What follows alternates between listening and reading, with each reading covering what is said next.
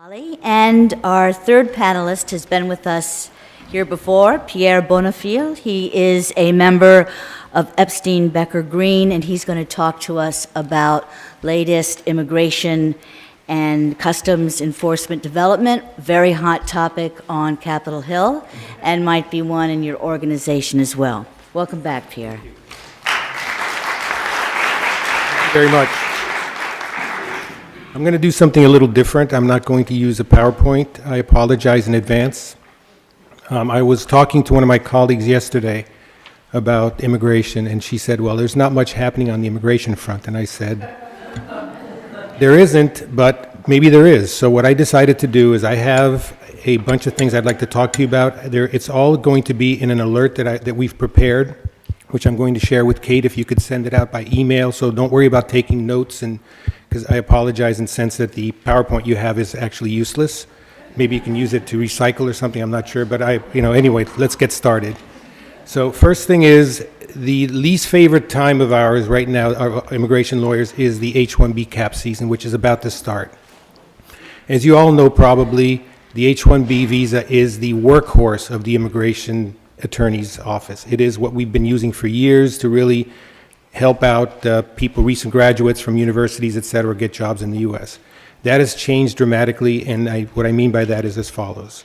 There are 85,000 visas available worldwide for H-1B visa holders. Now that may seem like a lot of numbers. It is actually quite low based on the amount of demand that there is right now. Now what happens is that there is a cap of 85,000, as I said, 60,000 for regular H-1Bs and 65, and then 20,000 for individuals who have at least a master's degree a U.S. master's degree. Now what happens is as follows. The fiscal year starts in October 1. You can file 6 months ahead. So April 1 is when you can physically send in your applications. What happened last year is that between April 1 and April 5th, 85,000 visas were used up. And what immigration decided to do was to do a lottery. So that means that they went ahead and selected the 85,000 through a lottery system, totally arbitrarily. And you have companies that are banking, that are relying on these people to work for them starting October 1, and all of a sudden they get the news that your application was rejected, not because of legal grounds, but because you weren't selected in the lottery. To call somebody up and tell them that is really rather difficult to do. But it's a call that I had to make a few times, and to tell the HR people, by the way, that wonderful candidate you sought so hard to get, and you paid our legal fee to try to get him here, guess what? You have to wait till next year, October of the following year, for that individual to possibly start again. What we anticipate this year is as follows. We anticipate that the demand that was on last year is going to be much worse this year, because as we saw in the polls that we took a little while ago, it appears that there's a lot of hiring going on. Our belief is that the numbers are going to go again as quickly as they did last year. Of course, we don't know how quickly, but I think that the idea here is, if you're going to be hiring any H-1B candidates, make sure that the applications are in by the 1st of April. What we do is we prepare everything in advance, and everything is set to go, review, checks, everything is cut, and then as soon as we can put them in a FedEx, we put them in a FedEx and we send them out.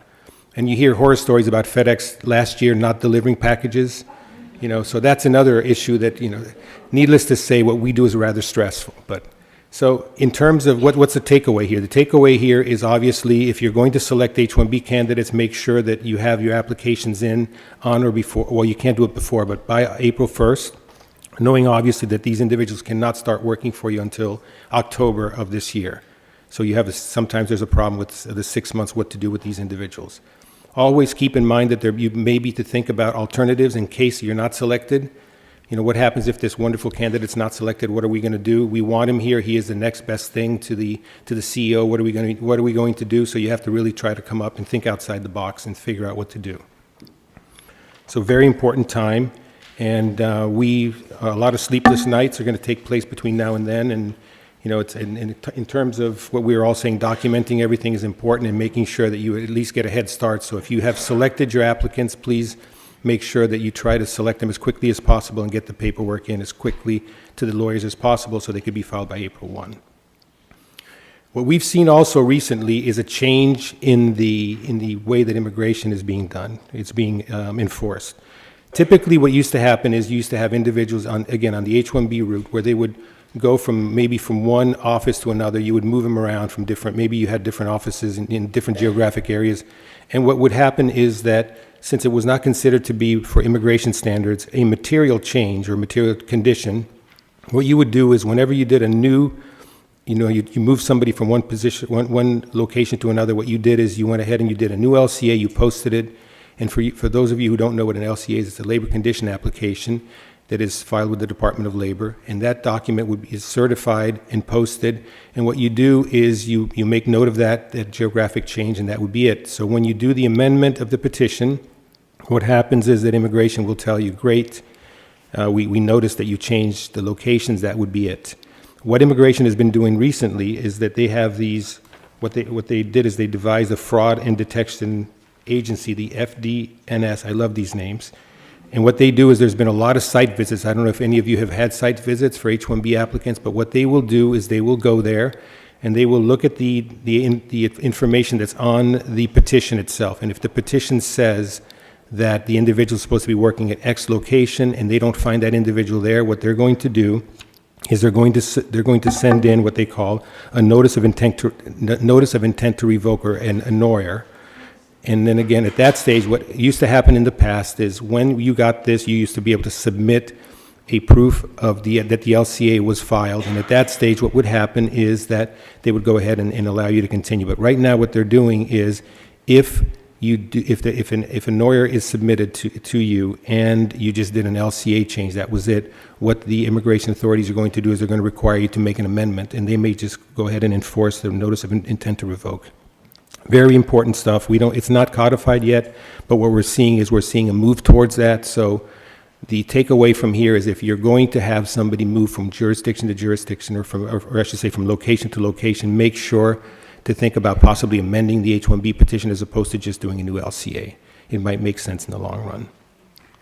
What we've seen recently, too, is that the Department of Labor Administrative Review Board has started to apply the H-1B termination rules to E3 visas. Now, E3 visas are the visas for the Australians. They're very similar to the H-1Bs, and we jokingly call it as the George W. Bush gift to the Australians for supporting him during the war. So anyway, the E3 visas are very good, and they have been what we've seen recently, and there was a recent decision on December 23rd where the ARB decided that they basically applied the same process or the same procedure of termination, bona fide termination, that they do for the H-1Bs for the E3s. And they are 3 points there. One is to perform proper termination under state law. Two, to provide written notice to the USCIS of the termination of the employment. And the third important one is to pay the worker the reasonable cost of return transportation to their home country. So what they have done is they're starting to apply it on the E3 route. So we believe that that's, obviously that's something that they're starting to go towards, and just to be aware of that. Now, I don't know if any of you have heard about the Infosys case. Probably most of you have heard about it, and it is pretty big news, and I think I'd like to spend a few minutes on this. Back in October of this year, there was a huge fine that was levied against Infosys Corporation. As you know, it's an Indian consulting company, and there was allegedly that Infosys engaged in systematic visa fraud and abuse of immigration procedures. And there were three different things that they accused them of. And one of them was the misuse of what they call the B-1 visa. The B-1 visa is the business visitor visa, and a lot of individuals were coming into the U.S. supposedly to just attend business meetings, and they were actually working, and they were farming them out. This is all allegedly, obviously, I'm just saying it. They were allegedly sending them out to different places and having them work and treating them as employees and having them work when indeed they were not supposed to be working. And what the Department of Justice stated was that they claimed that these individuals lied to the consular officers and were able to get these visas based on fraud. Pretty serious stuff. Now, the second one is that Infosys failed to really obtain proper labor condition applications. We talked about that in the H-1B route, saying that they were sending individuals allegedly to different work sites without proper labor certifications being on file. So they said allegedly that they were going ahead, and even though they knew about it, they were sending them out to different places to work, and that was, again, in violation of the immigration law. Thirdly, the last thing was that there was an abuse of the, I don't know how many of you use the electronic Form I-9, but they, what they said is they failed to maintain the electronic I-9, and what they did is there was I'll quote this, there was widespread failure to update and re-verify the employment authorization of a significant percentage of its population. So the three takeaways here are, one, to really monitor your B-1 visitors. I don't know if many of you have B-1 visitors coming in from your foreign offices to the U.S., but now because of the H-1B cap and also because of this particular fine, the customs officers are very, very vigilant at the border with either B-1 visitors or visa waiver folks who are coming into 37 countries that are eligible to apply under ESTA. So be very, very careful if you're sending individuals over. They may be questioned at the airport, especially in ports such as maybe not New York, New Jersey, but maybe in the ports, maybe in Detroit and some of the other smaller ports where they're coming in. It's very important to just let your employees know that they may be scrutinized. Number two, very important, we talked about the H-1Bs. Also, make sure you monitor where they're going to be working, where they're going to be, if they're going to be going from jurisdiction or from office to office, make sure that you have labor condition applications that are on file, that are valid, and also make sure that if in some cases that you may have to amend the H-1B petition. Very important to keep that in mind. And third of all, very important in terms of I-9 compliance, if you do have an electronic system, make sure that you really keep an eye on it, make sure that you do have it updated, and make sure that you do monitor it to make sure that it's not really out of date, and even though you have it, it doesn't really excuse you from making sure that you keep an eye on it, making sure that you do what you're supposed to be doing. And just to let you know that this whole Infosys investigation came out of a whistleblower complaint about an I-9 violation. So the takeaway here that's very, very important is I-9 are very important, and make sure that training, again, is very, very important. A little pitch for us lawyers here. Training is important I-9 training is important because obviously this whole huge fine of $34 million came out of an I-9 violation. So, how much time do I have? Am I almost done? No? A couple more minutes? Okay, good. All right. 2 or 3 minutes, okay. A very important, there was a recent decision by the Chief Administrative Hearing Officer in a matter called Red Coach Restaurant, Inc. Now, again, here we're talking about I-9 issues. There was a pretty substantial fine, that was a penalty that was levied against this particular employer. And what the judge did here is the judge looked ahead and looked at the past history of the company, looked at whether they had taken affirmative steps to really take care of their I-9 issues, and whether they had had past violations and other willful hiring of individuals, of unlawful individuals. And what they did is they took all of that into consideration and decided to really just reduce the fine. So I guess here again, very important to document what you're doing, and if you're going to be taking care of the I-9s and making sure that you do, in fact, get trained and have individuals who are going to be monitoring the I-9 process correctly. So in case you are audited, in case you are fined, there's an affirmative defense which you can use. Now, the sort of a last little thing here, there is I'm not sure if you all are aware of the employer handbook that USCIS publishes. But I feel like the movie, Steve Martin, The Jerk, when he said the new phone book's here, Well, the new handbook for employers is here, and it is fantastic. It's a great tool. You can just download it online. Everything's online, which is great. And you just visit the USCIS website, and it really sets forth, it gives examples of I-9 issues, it gives examples of documents you can accept, of documents you cannot accept, and it really walks you through the process. So I think it's a very good document. It's free, it's downloadable. It's something that you can just take a look at periodically. And again, here, if the questions are not answered, then obviously you know who to call. You can call either one of us here, and we'll gladly help. That's about it. Thank you, folks.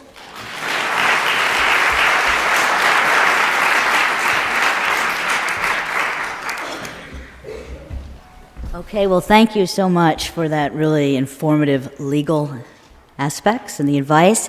But now that the presenters have finished, and just before we go into Q&A, I'd like to circle back to Dan, if I could, so that he could, if you'd like to, finish any of the points that you didn't get to. It's only fair.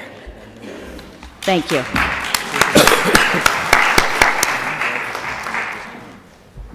Dorothy obviously feels badly for physically nudging me aside before, so she allowed me to come back up. You know, I can talk for a long time about retaliation and similar things. I mean,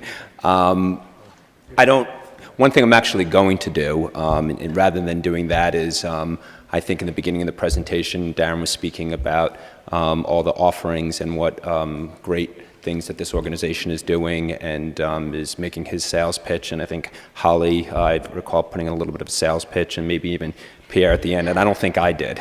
So I'm going to take this opportunity. I'm joking about that, but you know, one thing I will say, and it might come across as a little bit of a sales pitch, but it's really not meant to be that way, is lawyers are expensive. You all know that. But what I often tell people is that, you know, litigation's really expensive. I mean, it is just astronomically expensive how quickly the costs rise. And you really want to avoid that. And what I tell people a lot is, you know, when you pick up the phone and you call a lawyer, you call me, you call Holly, you call Pierre with the question, very often it's a 5-10 minute call, 15-minute call, you bounce something off us, and that's not going to be expensive. I mean, nothing's cheap, I know. But at the end of the day, you're really not talking about generating significant legal fees. And I often do tell people that's really what you want to focus on. It's really trying to avoid litigation. It's not as profitable for us as lawyers to do good counseling, because it's actually ironic, because it's bad for the ultimate business. But of course, that's what we want to do. We want to help our clients stay away from litigation. So that's what I often say. When I also say, people often, you know what, a lot of times it's just a little way to cover yourself up and your own self. So as I said, you know, I think contact information is in the book, and I'm sure plenty of you have lawyers that you've worked with, and that's great. If some of you folks don't, you know, feel free to call us, and as I said, and we'll do our best to help you avoiding what is really the expensive legal costs, which is litigation. And I think we're going to probably move on to the Q&A. That's the plan? Great.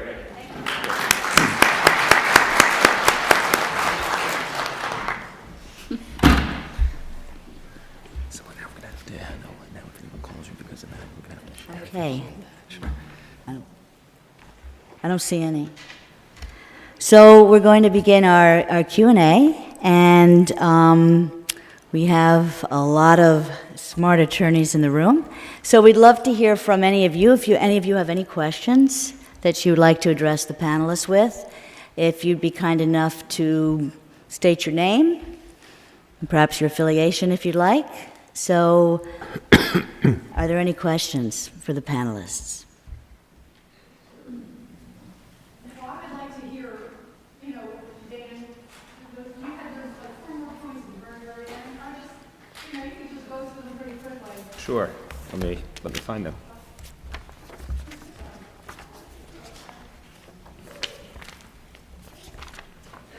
All right. Hi, my name's Jose Garcia. I'm a people engineer. And my question is for Holly. So Holly, you mentioned the interactive process and the need for documentation.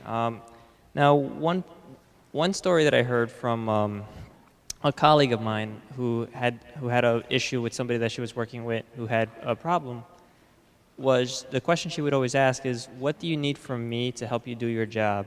And I took away from your presentation that's really what we should be asking our employees and stuff.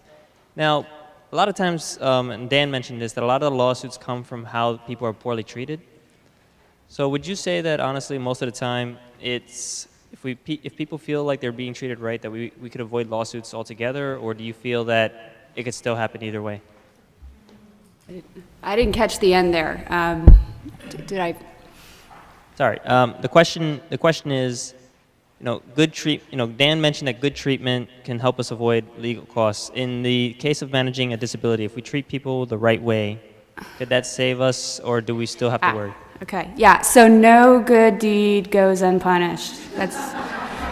I can't tell you how many times clients say that to me, how many times it actually seems to be true in this area. one of the sort of hypos I talked about was the person, who he's out for a while, and you give him time, you keep giving him time, and it's sort of a serial request for leave. You end up having, if there is a litigation, when you finally have to pull the trigger and replace that individual who's been out for so long, everything that's happened in the interim, well, it wasn't so bad, they got their work done, no clients left, that all may come back to bite you. So, there's no ironclad way to, prevent litigation. But you do need to follow the law, and that, I'm certainly not, as Dan said, don't advocate firing people earlier rather than later, but in some cases, it might be more beneficial to cut the cord sooner rather than later if there's going to be litigation anyway. I also want to thank Dan for using this encore to pitch for me, but I won't be splitting fees with him.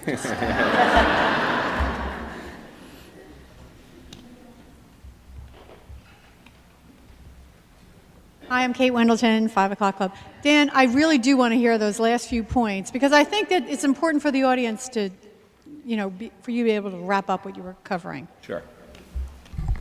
Thank you, Kate. The crux of the point that I was making at the end was that, again, when we talk about document in the traditional sense, it would be for setting the stage for a potential termination and to show that there was a process. But when it comes to retaliation, what it's largely about is chronology. It's, you hear the term, the race to the courthouse steps. I mean, it's not that, but in a way what it is, because when you have the EEOC or a court that's looking at the situation, the employer is going to want to say that there were legitimate reasons for taking the action that they did, poor performance or loss of business or whatever the rationale is. The employee is going to say, no, that's not true. It's because I complained about harassment or because I took an FMLA leave. And you're going to go back and forth, and a lot of times, the facts get lost on the fact finder. But what they focus on are the black and white issues, which is the chronology of events. And that's why I would say it's so critical to sort of show that the company's issues with the employee predated whatever protected activity they engaged in. Because that's, as I said, you're making it easy for the EEOC or for a jury or for a court to basically look at it and say, okay, I know they're claiming this, he's claiming this, I don't really get it, they're talking about creative product, I don't really understand what these people do, but you know what? I see a performance warning in the file here that predates when the person complained about harassment or when the person took a pregnancy leave. I see that the company was sort of on record with the person talking about these issues. Yeah, I understand that they later engaged in some protected activity, and I understand that a couple months later they were let go, but I'm really not thinking that the termination is because of the protected activity, because I see it. At the time that they hadn't engaged in the protected activity, they really had these issues already. So, it's document, but more important, it's to document it timely. Don't wait around. And, I said it before, you snooze, you lose, and it's really, really true. You wait around, and, as I said, all of a sudden something happens, and employees are getting clever, and there's that interim step, and then you have an issue. So if you document it in a timely way, whether it be the performance issues or a decision to terminate the person, you're going to put yourself in a much, much better position if you take action. The laws don't say that because someone engaged in protected activity, they have job protection for life. Basically, they say you can't treat them differently. You can't treat them worse. And if you've shown that you treated them in a certain way, you had issues before the protected activity, you're going to be in much, much better shape for, for taking action later. One other point I want to make quickly, and, Holly was sort of alluding to it, I'm a big believer in, the way that you treat employees very often could have a significant effect in terms of whether you eventually have litigation with employees. I'm a big believer in treating employees with respect, whether it be in, accommodating disability requests or talking to them about performance issues or even letting them go. I make this joke a lot of time to clients to say, in junior high school, if someone has a problem with someone, they could, challenge them to a fight after school. Employees can't do that. So what do employees do? They sue. And a lot of times, I think that employees sue because they just feel like they were treated, with disrespect, and they didn't really weren't really given a fair shake. They really weren't communicated with. So, as I said, it's not, treating people with respect is not going to, do away with all litigation. Fortunately, I'm only joking, but. But I really do believe that you are going to do much better and you're going to avoid a lot of lawsuits by doing that. And I think a lot of times people say, yeah, you know what, it stinks that I was let go, but I can't really take issue with the way they treated me. They were honest with me. So, as I said, I really am a big believer of that. And it's less of a legal issue. It's more of a psychology issue, and you guys are probably better suited to it than us up here. But, I really firmly believe that.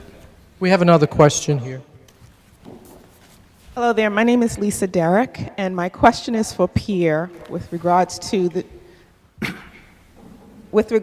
new immigration law and the selection or approval of visas through lottery system. Do you find that there's activities from the employers expressing the adverse impact that this will have on them, in particular with the fact that they've invested so much time into these employees? And do you see the immigration services possibly changing that law back, or increasing the amount of visas that they offer? That's a loaded question. I see more and more requests for evidence coming through. I see more scrutiny by immigration. I see less visas being approved. We used to have this thing called slam dunk cases. Those things are done. None of those exist anymore. It's really becoming more and more difficult to manage the expectation of the client. And I think that there is talk of increasing the number of visas, and that has been it's stalled right now. As you know, the first part of the law, I guess, passed the Senate in July of last year, and it's sort of been stuck there. There's talk now about what's going to happen. Are we going to go, is the House going to take it up? I know that Nancy Pelosi made a statement yesterday that she and Boehner spoke, and that they're not that far apart, and then there's going to be things happening. We've been promised immigration reform, which is going to address a lot of these issues for years. I think President Obama started talking about it in 2008, and in 2014, if I'm not mistaken, and I haven't seen anything yet. So I think that there has been a lot of frustration on the employer side, and employers are being more and more, they're voicing their displeasure, and they're taking a lot of stuff up on Capitol Hill to try to get changes made. But as you know, the process is long and arduous, and so far not much has been done. It's gotten worse instead of getting better, unfortunately.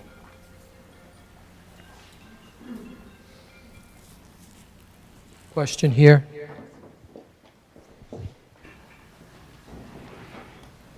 Pierre, this question is for you. This is Ginny John.